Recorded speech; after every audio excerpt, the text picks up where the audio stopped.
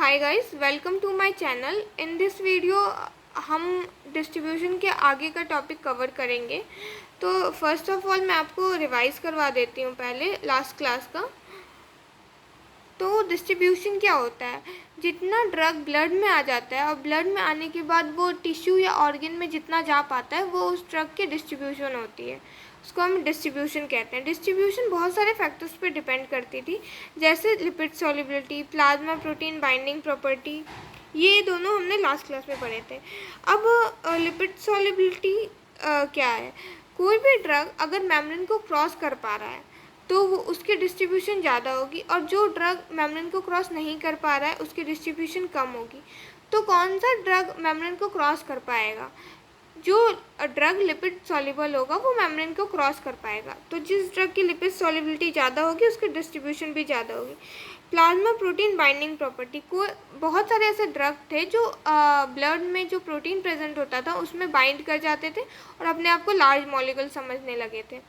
तो अब जिस भी ड्रग की प्लाज्मा प्रोटीन बाइंडिंग प्रॉपर्टी ज़्यादा होगी उसका डिस्ट्रीब्यूशन जो होगा वो कम होगा, उसका डिस्ट्रीब्यूशन जो होगा कम होगा। तो हम पढ़ते हैं प्लाज्मा प्रोटीन बाइंडिंग प्रॉपर्टी बहुत सारी चीज़ों पे डिपेंड करती है।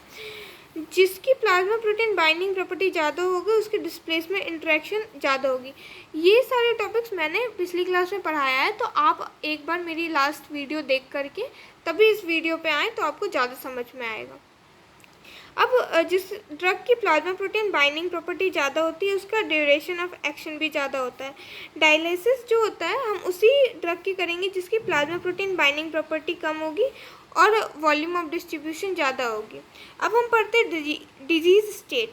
तो लास्ट क्लास में हमने ये नहीं पढ़ा था, तो हम ये कवर करेंगे।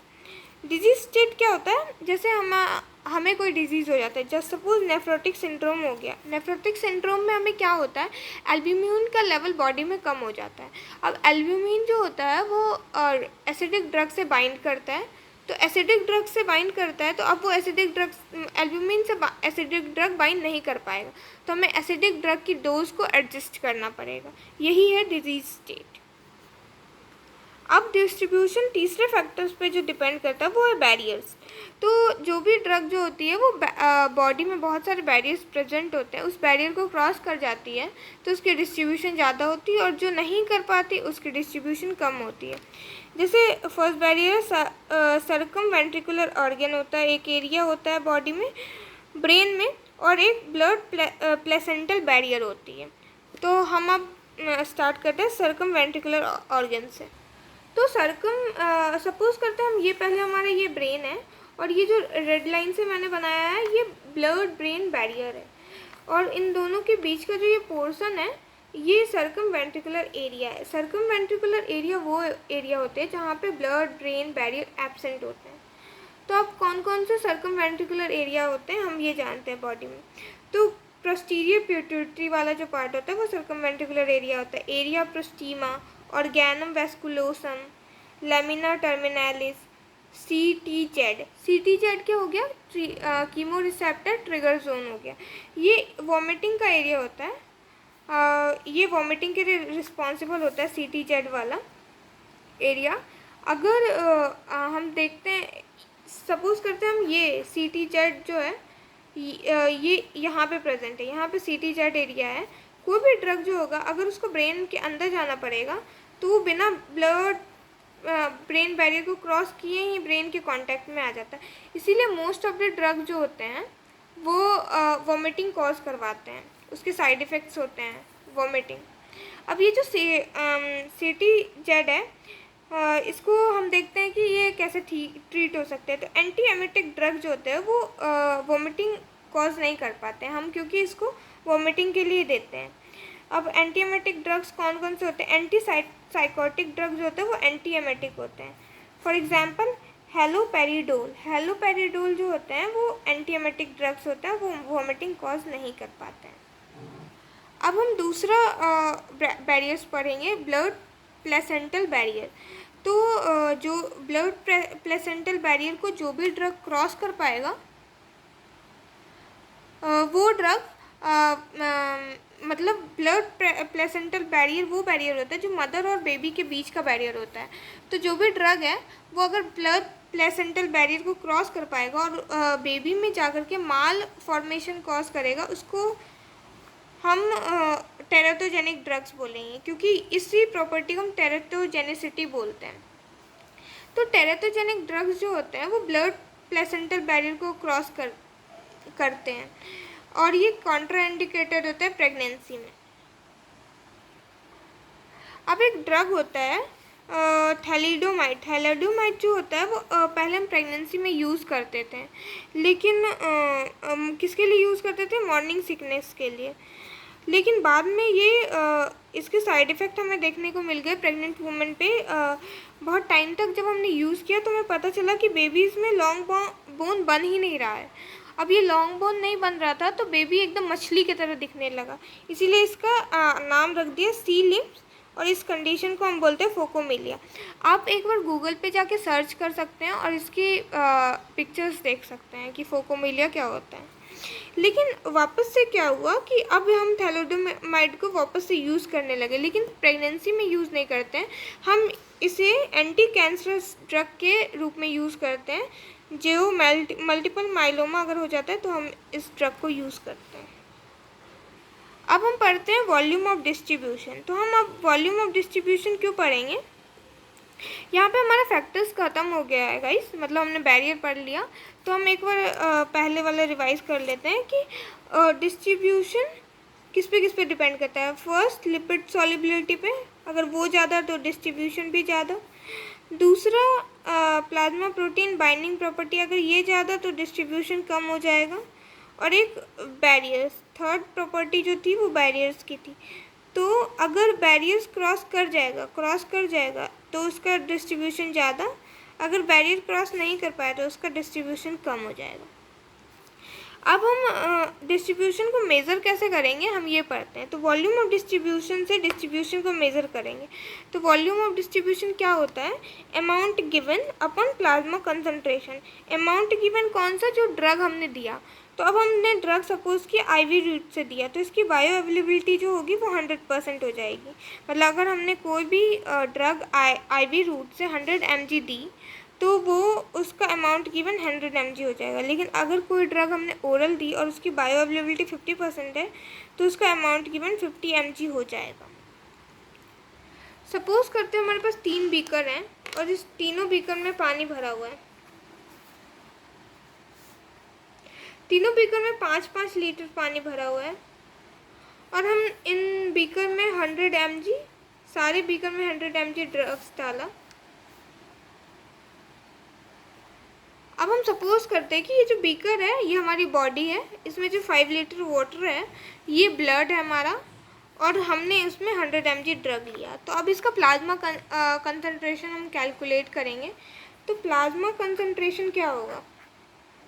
तो कितनी ड्रग हमने दी कितने लीटर ब्लड में, तो कितना ड्रग हमने दिया 100 और कितनी लीटर ब्लड में 5, तो इसका प्लाज्मा कंसंट्रेशन हो गया 20 mg पर लीटर।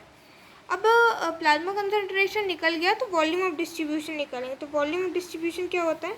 अमाउंट गिवन, तो हमने कितना अमाउंट रख दिया था? 100 अमाउंट दिया था,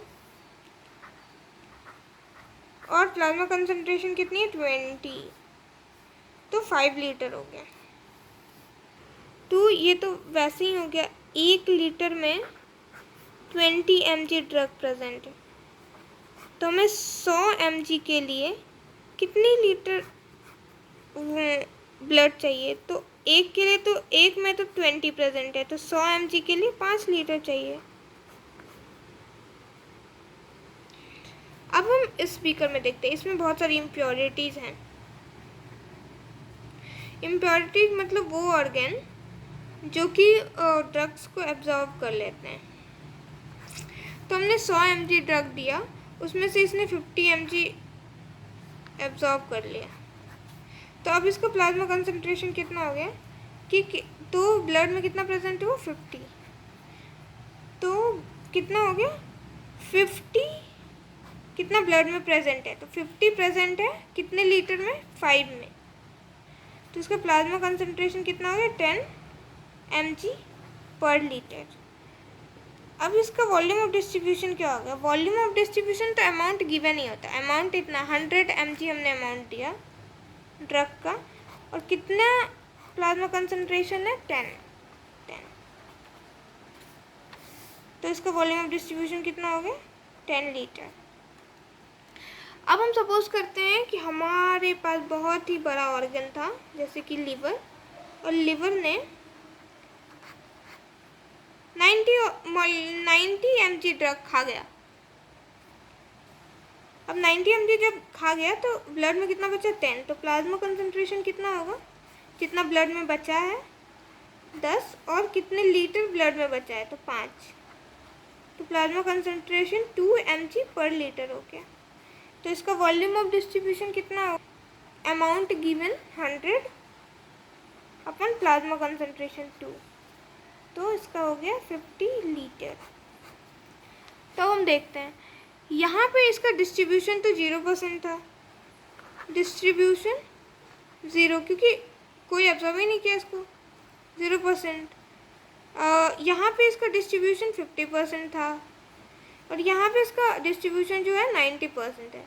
तो हम कह सकते हैं कि डिस्ट्रीब्यूशन जैसे जैसे बढ़ता है वॉल्यूम ऑफ डिस्ट्रीब्यूशन भी वैसे वैसे बढ़ता है।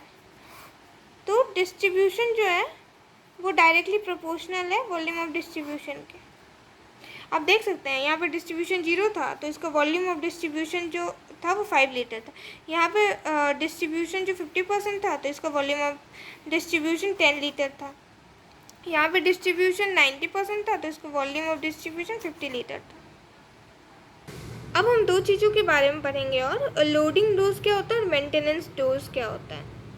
तो हम एग्जांपल देते हैं क्लोरोक्विन का। क्लोरोक्विन का जो होता है वॉल्यूम ऑफ डिस्ट्रीब्यूशन जो होता है बहुत ज़्यादा होता है, समथिंग 1300 लीटर होता है। तो ये जाके क्लोरोक्विन कंसनट्रेट होता है कहाँ पे? लिवर में। और ये हम यूज़ क्यों करते हैं? इसको हम यूज़ करते हैं किसके लिए? मलेरिया के लिए। तो अब हम सपोज़ करते हैं कि हमें मलेरिया हो गया, और मलेरिया के लिए जो क्लोरोक्विन की डोज चाहिए, सपोज़ हमें 100 चाहिए ब्लड में, तभी हम मलेरिया को ठीक कर पाएंगे। तो हमने 100 दिया, लेकिन हमारा मलेरिया ठीक नहीं हुआ क्योंकि ये पूरा का पूरा लिवर में चला गया। अब फिर हमने 200 दिए, 300 दिए, 400 दिए, 500 दिए, सारा लिवर में चला गया, लिवर ने एब्जॉर्ब कर लिया। अब लास्टली जा कर के हमने 1000 दिए, 1000 मॉलिक्यूल, ये गया। इसमें से 900 मॉलिक्यूल तो लिवर में गया, 100 मॉलिक्यूल यहीं रुक गया ब्लड में। क्यों? क्योंकि लिवर का पेट भर गया, लिवर को बस 900 मॉलिक्यूल ऑफ ड्रग ही चाहिए थे। अब ये जो 100 मॉलिक्यूल ऑफ ड्रग हैं ब्लड में जो प्रेजेंट है, इनसे हम ट्रीट कर लेंगे, क्योंकि हमें 100 मॉलिक्यूल ड्रग चाहिए था ट्रीट करने के लिए। तो 100 मॉलिक्यूल ड्रग अब हमें मिल गया और हम ट्रीट कर लेंगे। तो ये 1000 मॉलिक्यूल ऑफ ड्रग जो था, इसी को हम बोलते हैं लोडिंग डोज। तो लोडिंग डोज क्या होता है? इनिशियली जो हम ड्रग देते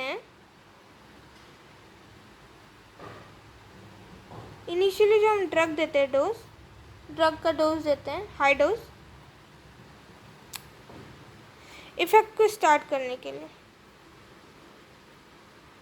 उसी को हम लोडिंग डोज देते हैं, कहते हैं। तो लोडिंग डोज डिपेंड करता है डिस्ट्रीब्यूशन पे कि कितना डिस्ट्रीब्यूशन हो रहा है उसका। तो हम लोडिंग डोज को कैसे कैलकुलेट कर पाएंगे?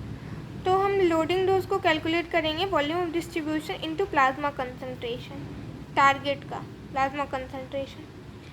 अब हमने लोडिंग डोज तो पढ़ लिया, अब हम देखते हैं मेंटेनेंस डोज क्या होता है। मेंटेनेंस डोज क्या होता है?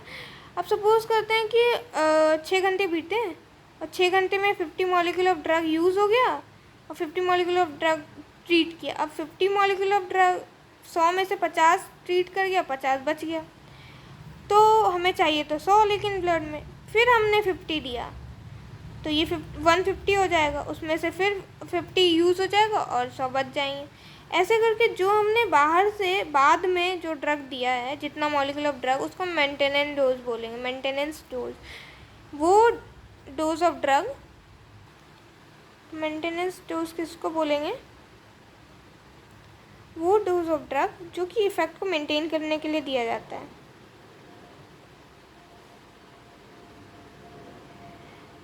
तो ये वो डोज हम देंगे, उतना ही डोज हम देंगे ये जितना मेटाबोलाइज हो गया है बॉडी में, उतना ही डोज ऑफ ड्रग देंगे जितना पहले जैसे 50 मेटाबोलाइज हो गया तो 50 ही देंगे, उससे ज़्यादा नहीं देंगे। इसको कैलकुलेट कैसे करते हैं हम, इसको कैलकुलेट करते हैं हम क्लियरेंस इनटू प्लाज्मा कंसंट्रेशन, कौन सा, टारगेट वाला। So that's all for the day guys, hope so कि आपको समझ में आया होगा मैंने जितना भी पढ़ाया। एक बार मैं जितना पढ़ा रही हूँ साथ के साथ आप बुक से भी पढ़ें, ताकि आपको यूनिवर्सिटी पेपर के लिए कंटेंट लिखने के लिए मिल जाए। बाकी आपके कॉन्सेप्ट्स तो मेरे वीडियो से क्लियर हो ही जाएंगे। So thank you so much guys, take care.